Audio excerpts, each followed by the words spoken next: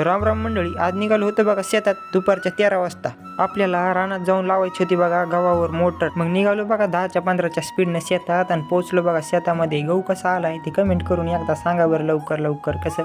कसं आपलं green gold आहे का नाही, एकच नंबर.